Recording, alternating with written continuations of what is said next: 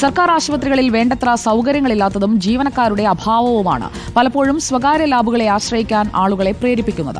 സ്വകാര്യ ലാബുകളെ സഹായിക്കാൻ സർക്കാർ ആശുപത്രികളിൽ വേണ്ടത്ര സൗകര്യം ഒരുക്കുന്നില്ല എന്ന ആക്ഷേപത്തിനും കാലങ്ങളുടെ പഴക്കമുണ്ട്.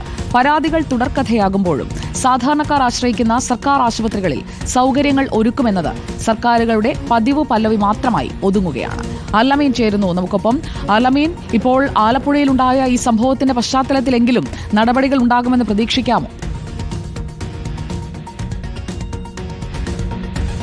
പ്രതീക്ഷിക്കുന്നതിന് തെറ്റൊന്നുമില്ല സുജയ, പക്ഷേ എത്ര കണ്ട് പ്രാവർത്തികമാകുമെന്നുള്ളതാണ് കണ്ടറിയേണ്ടത്. കാരണം മുന്നനുഭവങ്ങൾ പലതും നേരത്തെയും ഉള്ളതാണ്. ഇതുപോലത്തെ അനുഭവം അല്ലെങ്കിലും സമാനമായ രീതിയിൽ പല കാര്യങ്ങളും നേരത്തെയും ഉണ്ടായിട്ടുണ്ട്. ഈ സർക്കാർ ആശുപത്രികൾ, പ്രാഥമിക ആരോഗ്യ കേന്ദ്രങ്ങളെയൊക്കെ കുടുംബാരോഗ്യ കേന്ദ്രങ്ങളായിട്ടും മറ്റു പലതിനെയും താലൂക്ക് ആശുപത്രികളായിട്ടും ജില്ലാ ആശുപത്രികളായിട്ടുമൊക്കെ അപ്ഗ്രേഡ് ചെയ്തിട്ടുണ്ട് സമീപകാലങ്ങളിൽ. അതിനനുസരിച്ചുള്ള സൗകര്യങ്ങൾ പക്ഷേ ഈ ആശുപത്രികളിൽ ഒരുക്കിയിട്ടുണ്ടോ എന്നുള്ളത് ഒരു പ്രധാനപ്പെട്ട ചോദ്യമാണ്. ഒന്ന്, സ്റ്റാഫുകളുടെ കുറവ്, ജീവനക്കാരുടെ കുറവ് വലിയ തോതിൽ പല ആശുപത്രികളിലുമുണ്ട്.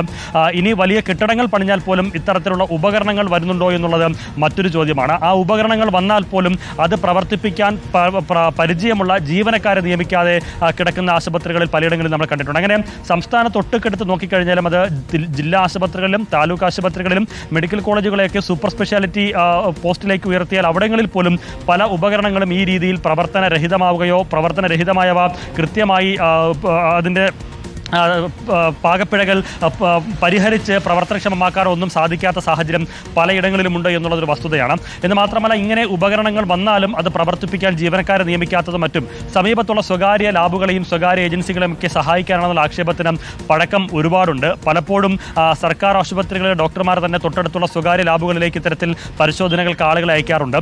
എന്തിനേറെ പറയുന്നു, പല സർക്കാർ ആശുപത്രികളിലും, അത് കുടുംബാരോഗ്യ പ്രാഥമികാരോഗ്യ കേന്ദ്രങ്ങളാണെങ്കിൽ പോലും എക്സ്റേ യൂണിറ്റ് പ്രവർത്തിക്കുന്നതിന് പോലും അവിടെ നിശ്ചിത സമയം വെച്ചിട്ടുണ്ട്.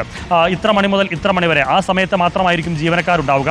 അതുതന്നെ ഒന്നോ പരമാവധി രണ്ടോ ജീവനക്കാരായിരിക്കും. ആ രണ്ട് ജീവനക്കാരെയൊക്കെ വെക്കണമെങ്കിൽ അത്രത്തോളം രോഗികളുടെ കുത്തൊടുക്കുള്ള ആശുപത്രികളിൽ മാത്രമായിരിക്കും രണ്ട് ജീവനക്കാരെയൊക്കെ വെക്കുക.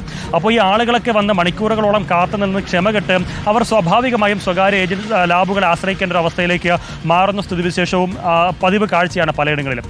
അപ്പോൾ ഇത് സ്ഥിരമായി ഒരു സർക്കാരിൻ്റെ ഭാഗത്ത്, സർക്കാർ ആശുപത്രികളുടെ ഭാഗത്ത്, ആരോഗ്യ വകുപ്പിൻ്റെ ഭാഗത്ത് ഈ സർക്കാർ ആശുപത്രികളിൽ സാധാരണക്കാർ ആശ്രയിക്കുന്ന സർക്കാർ ആശുപത്രികളിൽ അവർക്ക് വേണ്ട സംവിധാനങ്ങൾ, അതിനുവേണ്ട ജീവനക്കാർ, അതിനുവേണ്ട ഉപകരണങ്ങൾ അത് കൃത്യമായി സ്ഥാപിക്കുന്നതിലും നിയമിക്കുന്നതിലുമൊക്കെ വലിയ